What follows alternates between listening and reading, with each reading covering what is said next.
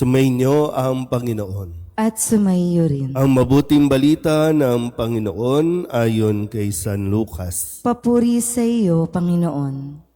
Nang araw ding iyon, ang dalawa sa mga alagad ay patungo sa isang nayong tinatawag na Emmaus.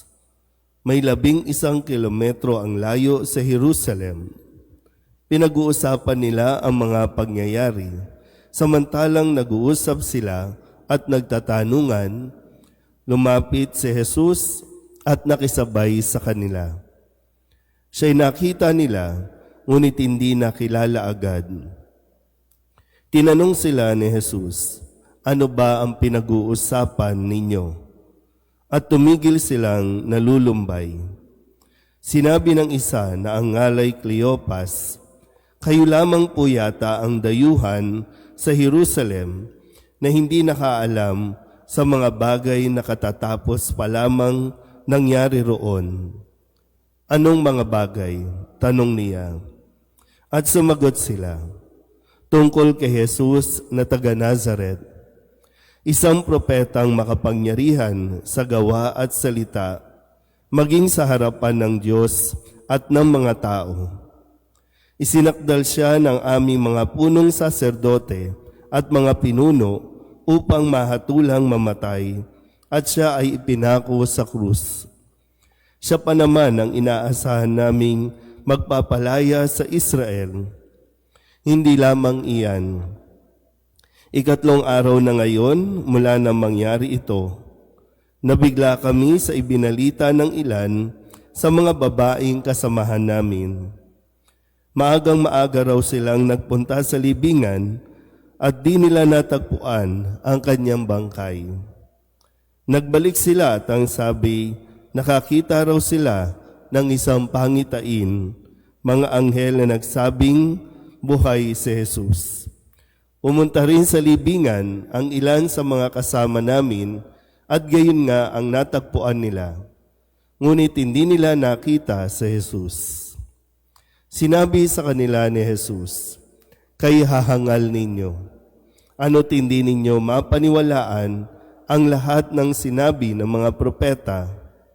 Hindi ba't ang Mesiyas ay kailangang magbata ng lahat ng ito bago niya kamtan ang kanyang maringal na katayuan?" At ipinaliwanag sa kanila ni Jesus ang lahat ng nasasaad sa kasulatan tungkol sa kanyang sarili, simula sa mga aklat ni Moises hanggang sa sinulat ng mga propeta. Malapit na sila sa nayong kanilang patutunguhan at si Jesus ay waring magpapatuloy pa ng lakad. Ngunit siya'y pinakapigil-pigil nila. "Tumuloy na po kayo rito sa amin," anila, "sapagkat palubog na ang araw at dumidilim na." Kaya't sumama nga siya sa kanila. Nang siya'y kasalo na nila sa hapag, dumampot siya ng tinapay at nagpasalamat sa Diyos. Saka pinaghati-hati at ibinigay sa kanila. Nabuksan ang kanilang paningin at nakilala nila si Jesus. Subalit ito'y biglang nawala at nawika nila. Kaya pala gayon ang pakiramdam natin habang tayo'y kinakausap sa daan at ipinapaliwanag sa atin ang mga kasulatan.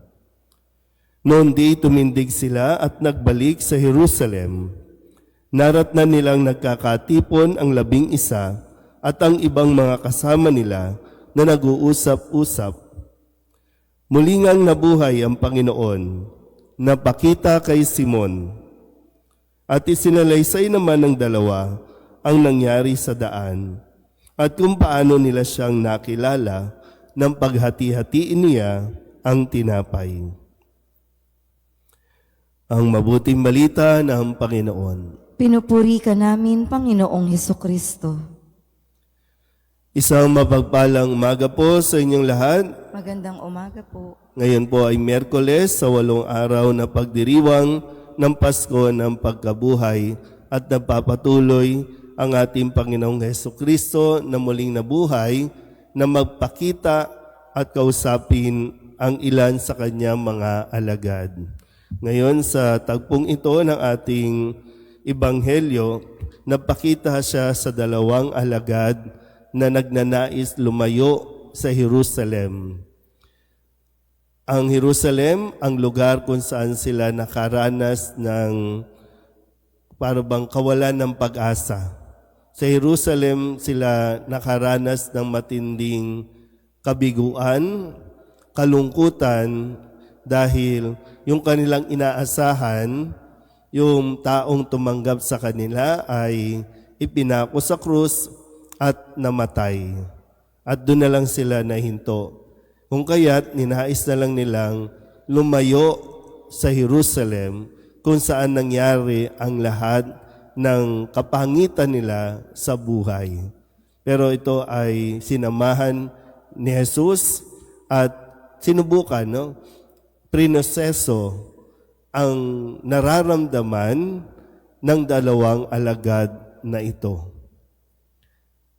Kung tutusin po, napakagandang karanasan din ito na dapat nating matutunan, yung matuto tayong magproseso ng ating pong nararamdaman.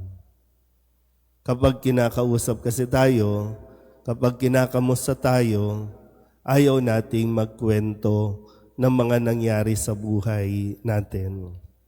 Pero ano nga ba nangyari sa buhay ninyo? Ano nangyari sa buhay mo nitong nakalipas na taon, nitong nakalipas, nung kabataan mo, ano nangyari? Minsan kahit sa asawa ninyo, kahit sa pamilya ninyo, ayaw ninyong ikikwento kung ano ang nangyari.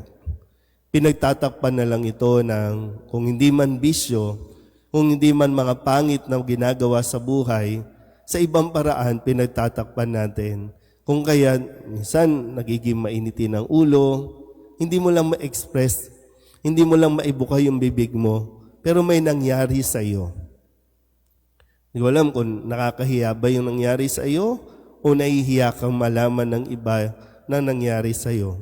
O ayaw mo din malaman o malaman ng iba yung ilan sa mga kahinaan mo, kaya mas pinipili mo na lang itikom ang bibig. Kaya sabi ni Jesus, ano ba nangyari? Sa umpisa, ayaw magsalita ng dalawang alagad. Pero parang pinilit ni Jesus, kasi yun yung dapat. Magsalita tayo. Magkwento ka. Ikwento mo kung ano nangyari. At yan ang ginagawa natin. Yan yung paanyaya sa atin sa bawat pagdiriwang ng misa. Pag pumunta ka, lalong-lalo na, kung hindi mo alam at naiintindihan ang nangyayari sa buhay mo, huwag kang lumayo sa Diyos.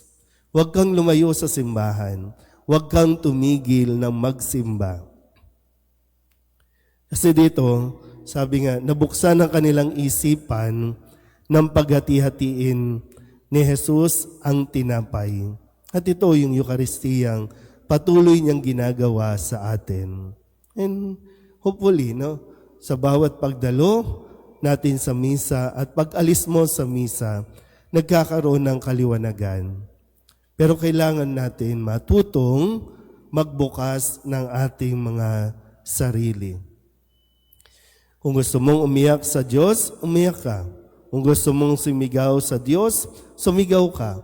Kung gusto mong magwala, magwala ka. Naintindihan niya ng Diyos.